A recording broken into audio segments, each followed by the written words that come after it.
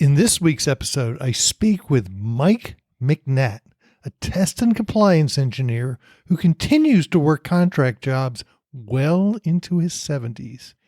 He was introduced to me as the guy who has got this gig work down, and that's not working for Uber. Cue the music. Welcome to the Repurpose Your Career podcast, brought to you by Career Pivot. This podcast is where those of us in the second half of life come together to discuss how to repurpose our careers for the 21st century.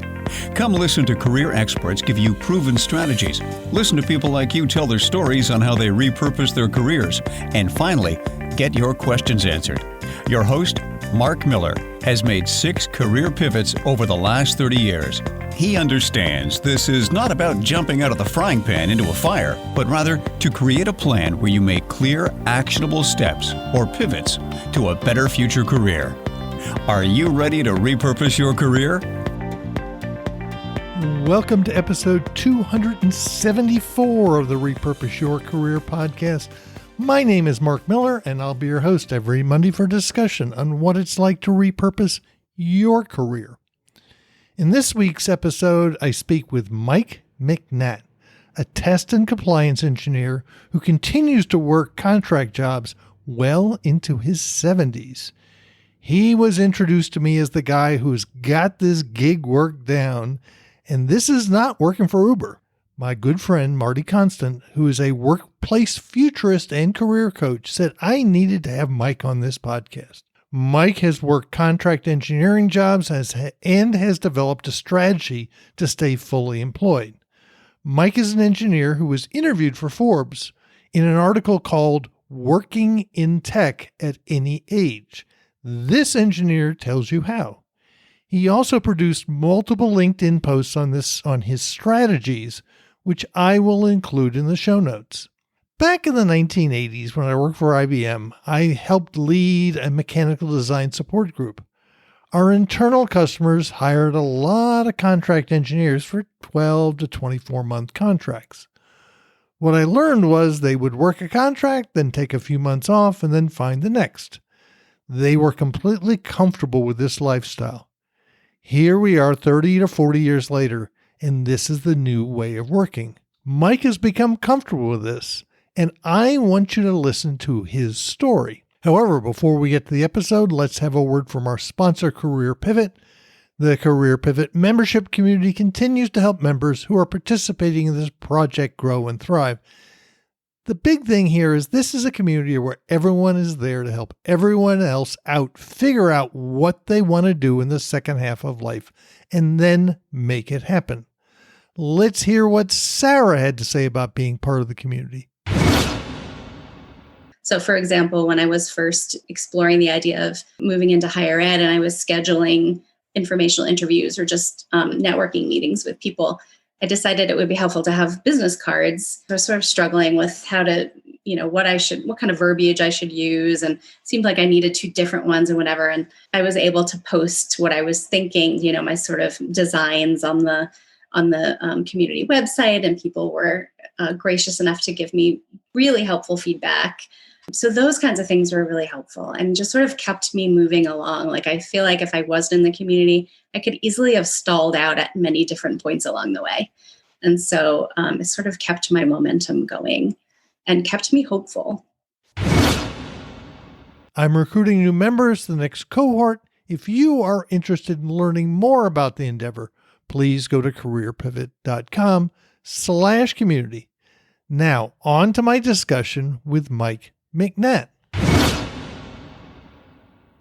Welcome to the Repurpose Your Career podcast. I have the real joy of having Mike McNatt on the podcast, and he is a test and compliance engineer. Mike is a little older than 70, and he continues to work, and he continues to get contract engineering jobs. And I was introduced to Mike through our friend Marti Konstant. Said, wow, this guy really knows how to do it. So I thought I'd have Mike on the podcast. So welcome to the podcast, Mike. Oh, great to be here, Mark. So you said we were just talking, you said your last full-time gig was in 2018. Right. Yeah, I was laid off with a group of folks that were in their 60s. So, if age discrimination is alive and well. But, I decided to take the severance money and run rather than try to fight it. So don't look back. You've been working contract pretty much ever since. That's right. So what's the secret of getting contract jobs? I've written 3 posts on LinkedIn that summarize a lot of the things that I've picked up along the way, things to do, things to avoid. Basically, and I've told a number of people this, that LinkedIn is the number one job help platform available today. And one of the things I've done the last 3 years is take every LinkedIn class that I could possibly find. And so I've taken hours and hours of LinkedIn classes. And one of the things that Marti does is help people with their LinkedIn profile. So she's helped me considerably with that. Almost anywhere you go, there's going to be people, especially in the major cities, that are experts in LinkedIn. So anyone looking for a job or looking for contracts can't go wrong taking LinkedIn classes. So that's one of the things. The other thing is recruiters. Recruiting companies like Dice and a lot of others are specializing in my case, engineering. There's other recruiting companies that place guys like me into another company. So I actually become a W-2 employee at these third-party recruiting companies, and they assign me to various companies. And so there's the contract. The contract is actually between the company that I end up working for and the recruiting company. What's the difference between getting a permanent job and a contract? Well, in my opinion, as one ages, it becomes more and more difficult to find a full-time job because, face it, if you're a manager in a technical company and you've got your choice between someone that's in their 60s or even 70s, like myself, and someone else that, maybe requires a little bit more training than someone like me, but they're in their 40s or 50s, I'd be crazy to hire the older guy because I can train this guy in the 40s and 50s, and he's hopefully going to be working for me for 10 or 15 years, unlike a contractor like myself. Recruiters, I think, are the best place to find recruiting jobs. Make some relationships with some recruiters. You can use LinkedIn to find those recruiters and then form some relationships and keep in contact with them. You can always, every couple of weeks, send a LinkedIn message to a recruiter, basically saying, got anything for me? You got a whole section here on hybrid work schedules versus per diem versus, and then talking about the hourly rate. Can you tell us a little bit about, this kind of schedules you're looking for? Well, the hybrid schedules, basically there's 3 types of jobs, contracts. One is 100% remote. Another is 100% on site. You're working for the company in their building or wherever their site is. And in the middle is a hybrid work schedule. So in my travels, I would run into folks offering a hybrid work schedule. They would want me to work on site for 3 or 4 days a week, and I could work remote 1 or 2 days.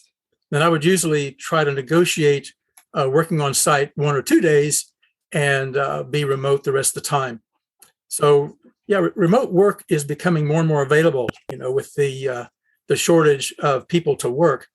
Companies are becoming more and more flexible about offering hybrid schedules. Matter of fact, there's been a couple of times in my travels where a company was wanting 100% on site.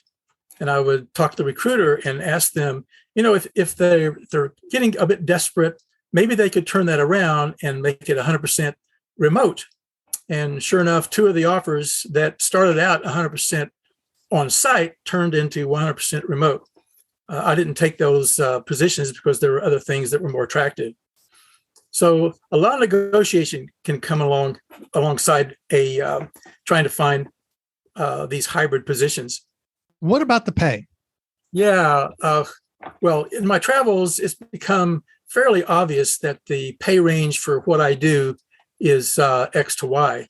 And matter of fact, occasionally I tried to get I was very interested in a varsity recruiter. It sounded so attractive, teaching classes remotely. This is sort of at the height of COVID. And the deal was that I would teach and they would pay me. So I kept asking, so how much do you pay? What's your hourly rate? And they kept putting me off. And I had like a 45-minute interview. Then I had a 30-minute online test where they asked me to pretend that I'm teaching a class. And then I had to fill out their W-9, and I just kind of kept going and going. Finally, I got the offer, $15 an hour, which is way, way below my rate. And Mark, they charge their customers $75 to $90 an hour. So I said, no, thanks. How long are these typical contract jobs? I'd say the average is 6 months. One of the things about contract work is things that don't affect full-time employees can have a pretty profound effect on contractors. And I'll give you an example. You've probably heard of the chip shortage. Well, it turns out that there's a number of electronic components besides just the chips that are becoming scarce. And so companies are looking for what I end up calling part chasers. And so basically you get hired to chase parts. They're trying to produce a particular product and they can't because they're lacking some components.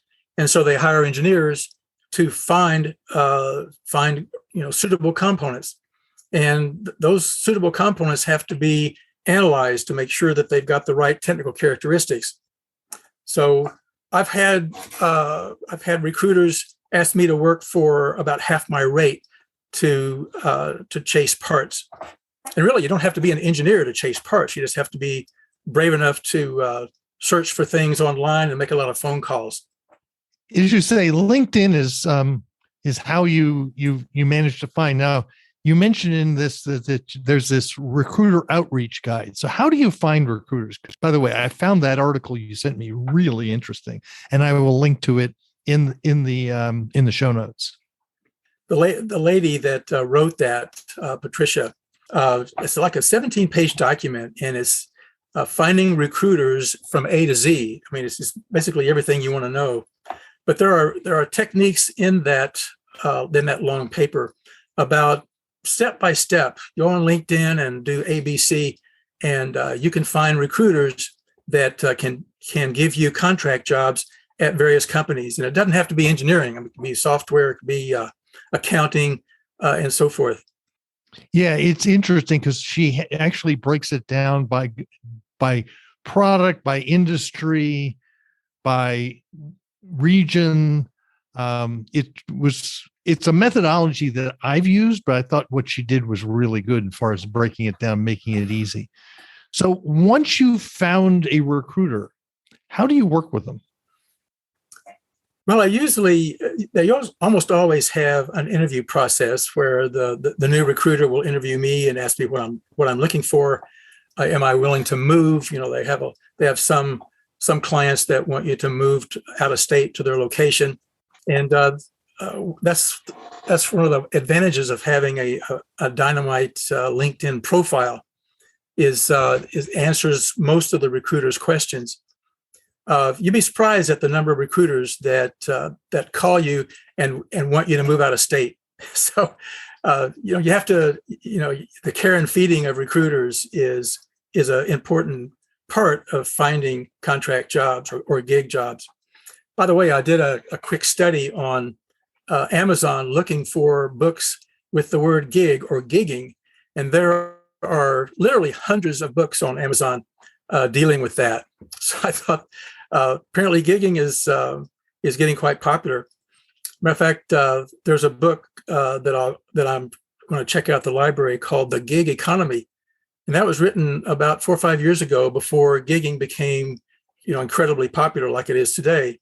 And even back then, she claims that almost 1/3 of all the workers in this country are basically either contractors or gig workers. And I saw one study recently that in 5 years, 60% of all the workers in the United States will be gig workers. So I guess the message is get used to it. Well, you're fortunate. You're on Medicare. As we were talking this morning via chat, one of the big concerns is health insurance. Now, do any of the contracting firms that you deal with, do they offer benefits? Yes, almost all of the contracting firms offer benefits. You basically become a W-2 employee, just like you're working full time for the recruiting company. Recruiting company, the ones I've worked with, they always have two departments. One department deals directly with their clients. The other section of the companies deal with giggers like me, and so you always work with the folks that work directly with the giggers or work with me. And so you form a relationship and you keep it active. Every couple of weeks, I usually send a LinkedIn message to the recruiter. Hey, you got anything for me? Or hey, what's going on with the position that you were talking about? One thing about gig working or contract working is it's unpredictable. And by that, I mean, I'll give you an example. I took a 6-month contract, and a little past 3 months, I was on a Thursday afternoon, I was called into my manager's office, and he said, well, Mike, due to the chip shortage, we can't manufacture the product that we wanted you to test. So tomorrow's your last day. So I was given basically a day and a half notice. Yeah, that's one of the downsides. In both the downsides and the upsides is the fact that the upside for the employer is they can just let you go. The upside for you is there's much less a threshold to hire, knowing they can just get rid of you. Exactly. Yeah. So I've had clients in the past who've taken contract work who've had one phone interview and had a job offer. Exactly. Yeah. Right. And you're going, well, what isn't there any more? And it's like, no. One thing about contracting is you never stop job searching. In other words, if you're looking for a job if you try to get onto a company as an actual employee, then you're in a job search. And usually after you land, you start breathing easier. I don't have to do a job search anymore. Not so with contracting. With contracting, you're always looking for that next job because you don't know if you're going to get that 2-day notice. So you've got a big beware in here. What should contract seekers be looking out for? Well, one of the things that I discovered, and it's not all that rare. Occasionally, I'll see a job opening that just sounds so incredible. It just matches my skills, and so I start pursuing it. And it turns out that the company was not offering that job at all. Maybe they offered it a year or two ago. Unfortunately, there are some unscrupulous recruiters out there that will scour the internet and look for job openings that are a year or two old even, and then they offer that through their recruiting company as a fresh new job. And unfortunately, I kind of bit that hook and ended up wasting a lot of time trying to find out if that was a real job. And so basically you go to the company's website, and if it's not on the company's website, it's not a real job. So beware of job seekers. There are those unscrupulous types out there. Well, it's interesting. Even in the last decade, there have been some big companies in the technology sector who would constantly be listing jobs that didn't exist. All they wanted to do was collect resumes. Exactly. Yeah. And so they can put them in their database, and those jobs never really existed. Once you have some recruiters that and you've developed a relationship with, what should you be doing to nurturing that relationship? Absolutely keep in contact with them. It's one of those, what have you done for me lately? Well, one thing that really gets the recruiters excited about you is if you can look on their website, find out what kind of openings they have, and connect them with a possible employee. So nothing can get a recruiter more excited than having a client that is helping them fill the requisitions and helping the company make money. So it's always a good idea to try to do that. Other than that, just keep in contact. Every week or two, send them a short note on LinkedIn. If somebody wanted to get into this, what would be the first piece of advice that you'd give them? I'd say, if you live in the greater Chicago area, you can answer that differently than if you're in a different area. I ended up joining a company. Well, I guess a company that is in Naperville, and it's the Career and Networking Center, and costs $100 a year. And they've got 3 full-time employees. They've got about 40 volunteers that can coach you in every aspect of job search. Coming up with a reason for leaving statement, which is important, help on your resume, help on LinkedIn, as I've mentioned. They can hold mock interviews. Every major metropolitan area has these types of organizations that can help job seekers, and they can help contractors as well. So I got a lot out of that.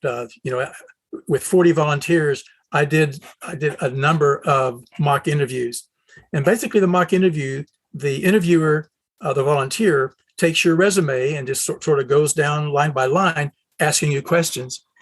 And of course, that's a regular job search tip, is to be able to defend every line on your resume.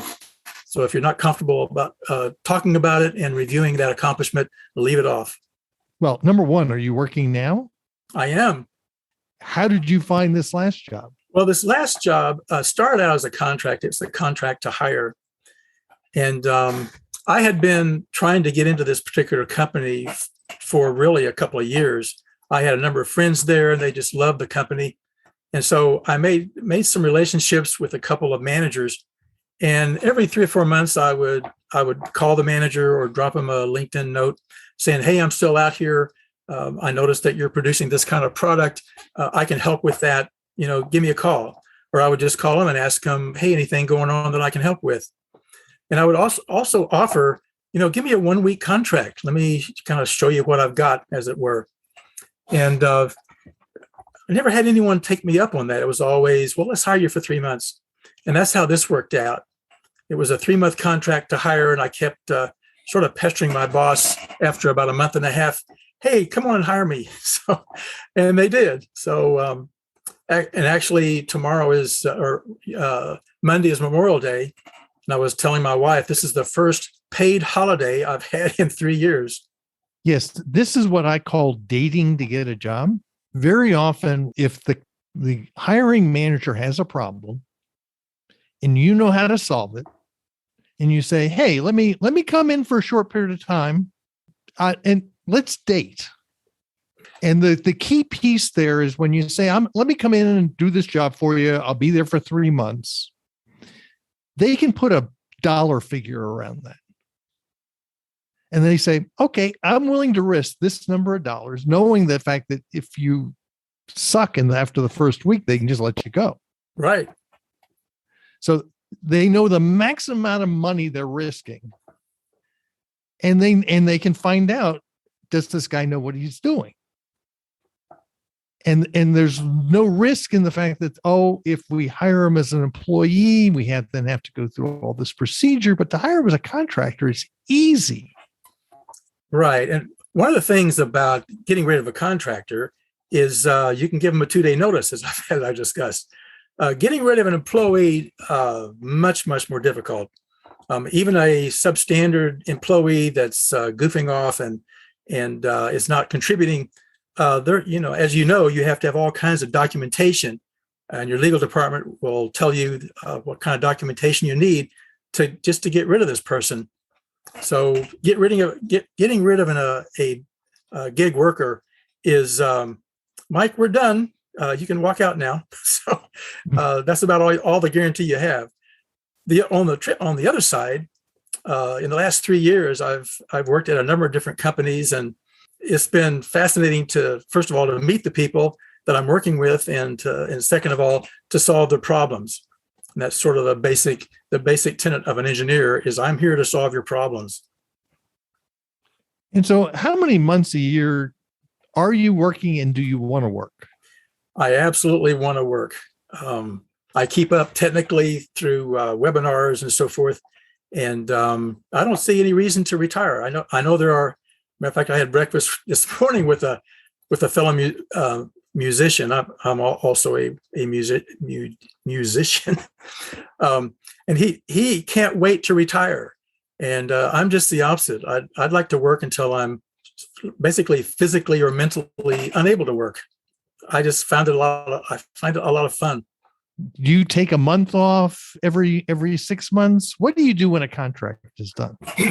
Well, one thing about contracting, as I've mentioned, is it's a never-ending job search. You're always, even while you're on the job contracting, you're always looking for the next contracts. You're always pinging your recruiters to see if they have anything else coming up. And you tell them, I'm on contract until 2 months from now. Let's keep our ear to the ground to see if we can find something that starts in 2 months. Yeah. One of the key things I always remind people is recruiters in general are people. I mean, they have the job because they like dealing with people. And in general, they're nice people. And one of the things I've always said, if you can develop a good relationship with a recruiter, and like you said, if you can help them fill stuff, they will remember you and they will find stuff for you. But by the way, they're not paid to help you. They're paid to fill positions. Exactly. And people ask me, well, how does a recruiting company make their money if they don't get like if a recruiting company goes out and finds a candidate and they're hired full time, then they get 30% of their annual salary. But it's a bit different with contracting.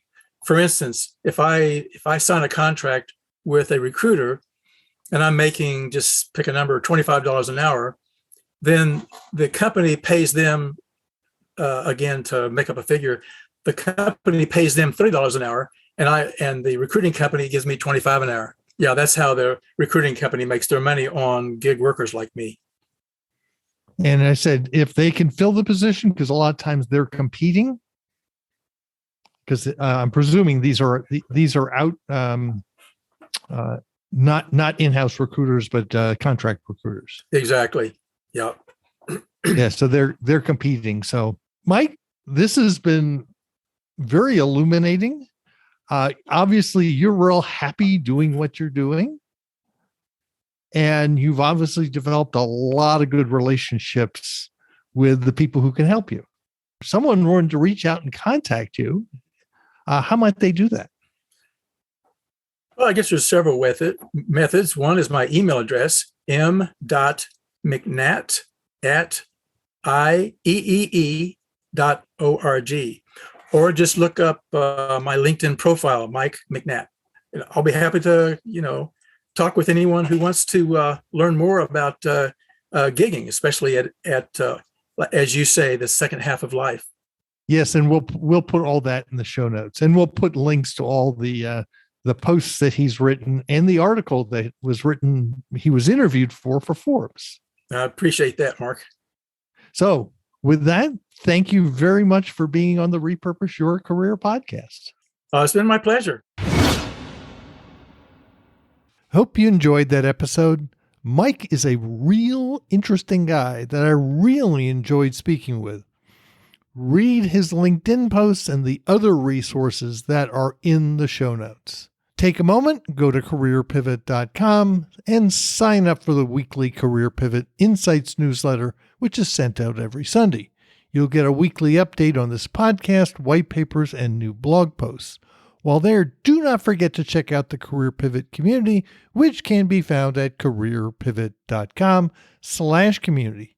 Feel free to connect with me on LinkedIn. Look for Career Pivot on Facebook and LinkedIn, You'll also find me on Twitter at Career Pivot. Thank you for listening all the way to the end of the Repurpose Your Career podcast. You will find all the show notes at careerpivot.com/episode 274. You can also subscribe to the podcast on Apple Podcasts, Stitcher, Google Podcasts, Podbeam, Overcast, Spotify, Pandora, Amazon Music, and lots of other places where podcasts can be found. In fact, this podcast can be found on the Repurpose Your Career podcast channel on YouTube. Hope to see you next Monday for another episode of Repurpose Your Career podcast.